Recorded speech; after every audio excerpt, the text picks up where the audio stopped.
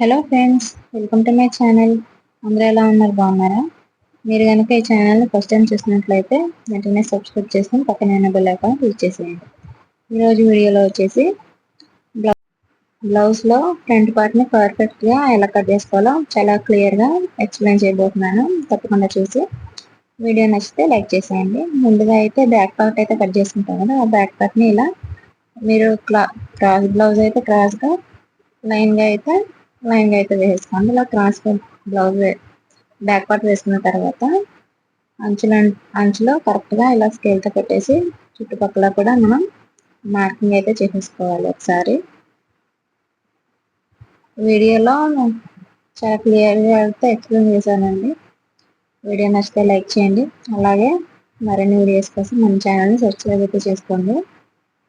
మీకు ఇంకా ఏదైనా కొత్త డిజైన్స్ కానీ మోడల్స్ కానీ కావాలంటే కామెంట్ చేయండి, నేను తప్పకుండా ట్రై చేస్తాను.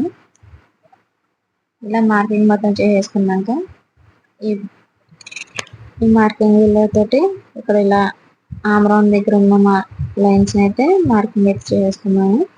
ఇలా రోల్ చేయడం వల్ల పైన మార్కింగ్ మనకి కింద కనిపిస్తుంది అనమాట. మనం కన్ఫ్యూజ్ అవ్వకుండా ఉంటాము. బిగినర్స్కి అయితే చాలా బాగా యూజ్ అవుతుంది మార్కింగ్ రోలర్. ఇప్పుడు ఆ లైన్స్ మీద అయితే లైన్ మార్కర్తో లైన్స్ డ్రా చేసుకున్నాము.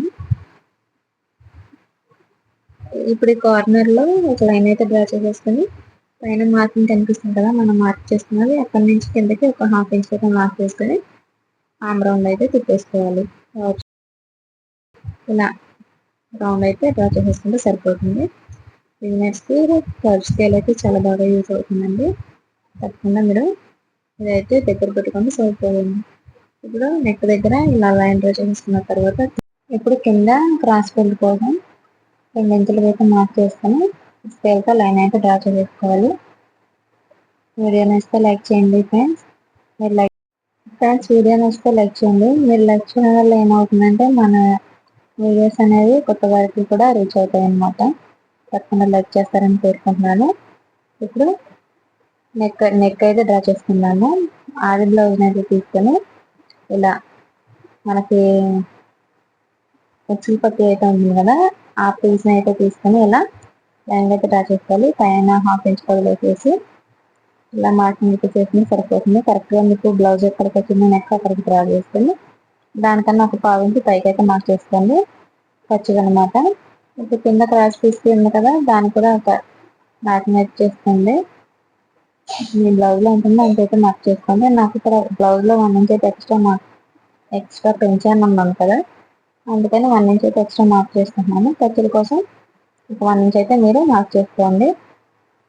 ఇప్పుడు నెక్ అయితే డ్రా చేసుకున్నాను.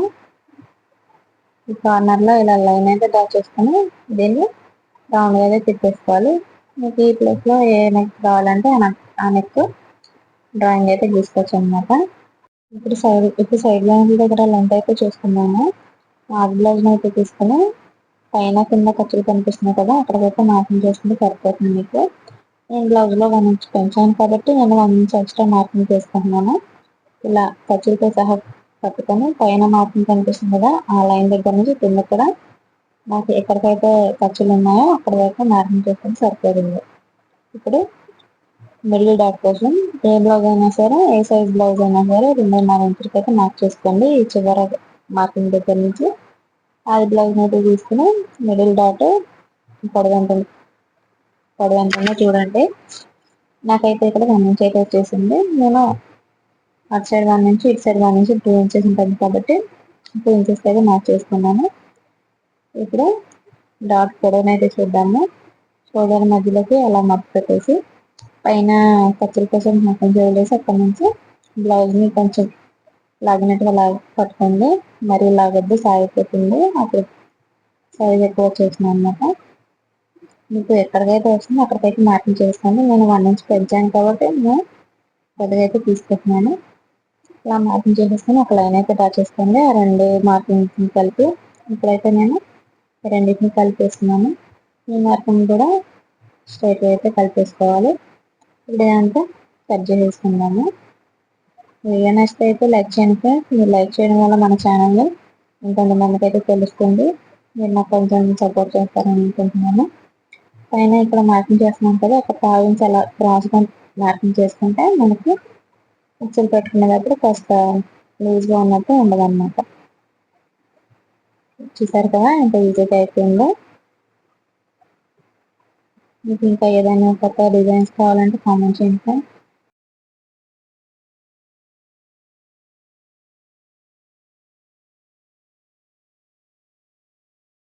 బ్యాక్ పార్ట్ పొడవు ఎంత ఉందో చూసుకుని ఆ పొడవు 1 ఇంచ్, అందులో 1 ఇంచ్ అయితే తగ్గించేసుకొని మార్క్ చేసుకోవాలి. నాకు 10.5 ఇచ్చింది, అందుకని 9.5 ఇంచులకి అయితే మార్క్ చేసుకున్నాను.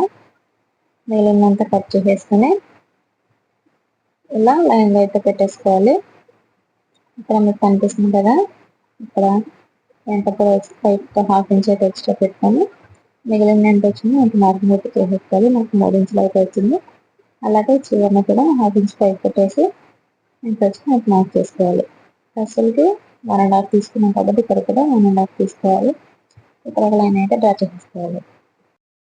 వీడియో కొత్తగా ఎవరైనా చూస్తున్నట్లయితే ప్లీజ్ నా ఛానల్ని సబ్స్క్రైబ్ చేసుకొని నాకు అసలు సపోర్ట్ చేస్తారని కోరుకుంటున్నాను. ఇప్పుడు ఈ ఖర్చును వదిలేసి ఇక్కడ లెంత్ ఎంత వచ్చింది చూసుకుని దాంట్లో కరెక్ట్గా సగానికి అయితే మార్క్ చేసుకోవాలి. ఎక్స్పర్టీ సైడ్ ఎంత లెంత్ వచ్చిందో దాంట్లో 1 ఇంచ్ అయితే తగ్గించుకొని, నాకు ఇక్కడ 2 ఇంచెస్ అయితే వచ్చింది, దాంట్లో 1 ఇంచ్ తగ్గించేసి ఆ మిడిల్లో 2 ఇంచెస్ అయితే మార్క్ చేసుకున్నాను. ఇప్పుడు కరెక్ట్ అయితే దానైతే బాగా చేసేసుకోవాలి. మార్కింగ్ చేసుకున్నట్టు కటింగ్ అయితే చేసుకున్నాను. ఫ్రంట్ పార్ట్ ఇలా అయితే ఒకసారి ట్రై చేయండి ఫ్రెండ్స్, తప్పకుండా పర్ఫెక్ట్గా వస్తుంది. వీడియో నచ్చితే లైక్ చేయండి, షేర్ చేయండి, అలాగే మన ఛానల్ని సబ్స్క్రైబ్ చేసుకొని పక్కన ఉన్న బెల్ ఐకాన్ క్లిక్ చేసేయండి. Thanks for watching.